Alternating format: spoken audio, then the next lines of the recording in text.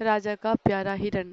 पर एक राज्य में एक राजा रहता था जिसके पास एक सुंदर और प्रिय हिरण था। राजा ने अपने हिरण के प्रति अपनी प्रेम भावनाओं को दिखाने के लिए घोषणा की कि जो कोई उसके हिरण को तृप्त कर देगा उसे 1,000 स्वर्ण मुद्राएं उपहार में दी जाएंगी। ती की परीक्षा राजा स्वयं करेंगे। इस घोषणा के बाद राज्य के लोग सोचने लगे कि यह तो सरल कार्य है और बड़ी संख्या में लोग राजा के महल में पहुंच गए। सभी ने बारी बारी से हिरण को तृप्त करने की कोशिश की, लेकिन जैसे ही हिरण राजा के पास लौटता, राजा उसके सामने ताजे फल रख देते और हिरण फिर से खाने लगता। कोई भी उसे तृप्त नहीं कर सका और लोग निराश होकर वापस लौटने लगे।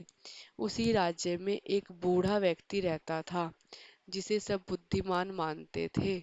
उसने भी यह चुनौती स्वीकार की। बूढ़े ने हिरन को अपने साथ जंगल में ले गया। सबसे पहले उसने हिरन को भरपेट ताजे फल खिलाए।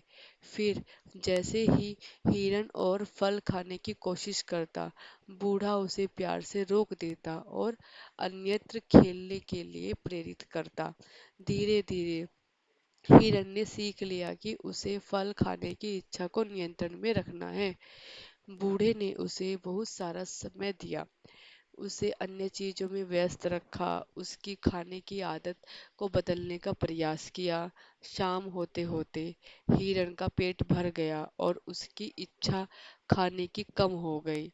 बूढ़ा शाम को हिरण को लेके राजा के पास गया। राजा ने तुरंत ही हिरण के सामने ताजे फल रख दिए। हिरण ने उन फलों को देखा भी नहीं। राजा को बड़ा आश्चर्य हुआ कि यह कैसे संभव हुआ, लेकिन शर्त के अनुसार बूढ़े को 1,000 स्वर्ण मुद्राएं उपहार में दी गई। कथा से सीख। इस कथा से यह सीख मिलती है, किसी भी समस्या का समाधान मिल सकता है, बस उसे हल करने के लिए सही दृष्टिकोण और धैर्य की आवश्यकता होती है।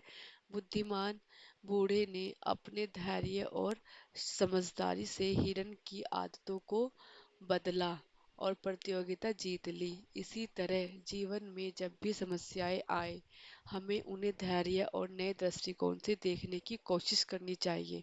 इससे समस्याओं का समाधान अवश्य मिलेगा। Thank you.